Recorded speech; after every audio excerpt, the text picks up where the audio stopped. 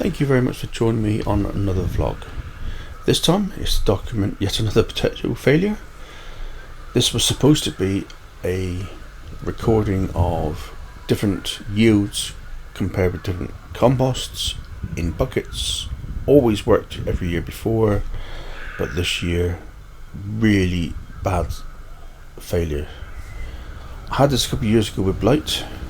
Not this early. This is 1 month earlier than previous years, and the foliage really didn't show blight as the culprit. It looked like just normal aging, but the tubers are telling me a different story. It mainly affected the tubers in the top half of the bucket. Those that were down just a little bit deeper weren't affected, like these I'm digging out now. The yield was massively down, again because I suspected that the aging process had hit and they literally just run out of time. It was so dry during this period, except for 1 2-day period. Right, locally we have got a company that record the temperatures and rainfall amounts in Plymouth.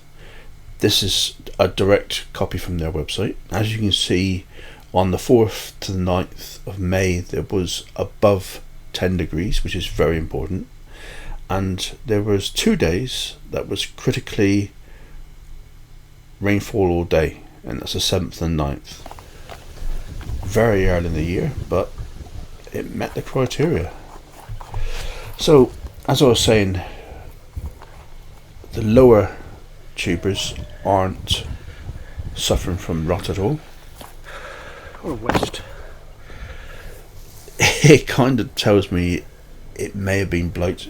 I just may have been very unlucky to have caught very early blight, earliest ever by a month, and it's affected the foliage hardly at all, but it's transferred down into the tubers because the foliage sort of got over it, if you know what I mean. This is the actual foliage itself. It just looks like natural dieback to me. Very few indications that blight was present, but it was astonishingly early. That this was only after 13 weeks. They should have at least had another couple of weeks to go before anywhere near being finishing. It was very dry. My second earlies were much the same, but not quite as badly affected, and I still had the same rot on them. That was in the buckets and in the ground. On a lighter note, if you really want to have the easiest way to crop potatoes, this is just a cinch. So this is potatoes planted on the ground and covered with compost twice, and then covered with grass clippings, and that should exclude light. I did need a second covering of grass clippings, but because of the drought I basically ran out so I didn't, and there's a couple of green potatoes, but if I'd applied that second covering of grass clippings I wouldn't have had the green potatoes. But what I'm trying to emphasize here is how easy is it to crop these potatoes. I mean, I always thought containers was perfect, but in the ground it was astonishingly easy.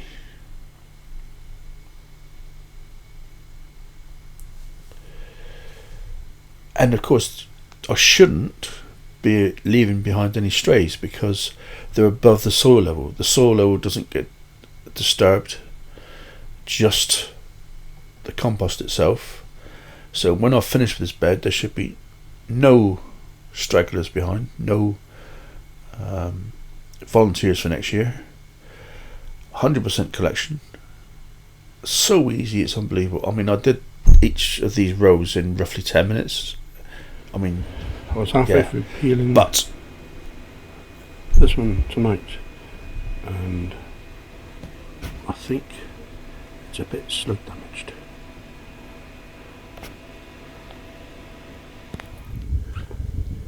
Now then, luckily, this is my other main crop potatoes in buckets. Blue Danube on this side, Carolus on that side, and they are both blight resistant. So as you can see, the foliage is looking lovely and healthy. There may or may not be a tiny bit of disease, I'm not quite sure, or the Carolus are coming to a natural end. That also can be the case. What I have found in the past, that both these varieties do get blight on the foliage, but they don't transmit it down to the tubers, unlike say like Sarcomera, which laughs at blight completely but tastes like boring. These Blue Danube are brilliant roasters, brilliant jacket potatoes. Carolus are pretty good as well, so you know, they're good varieties. Hopefully these will carry me through the winter.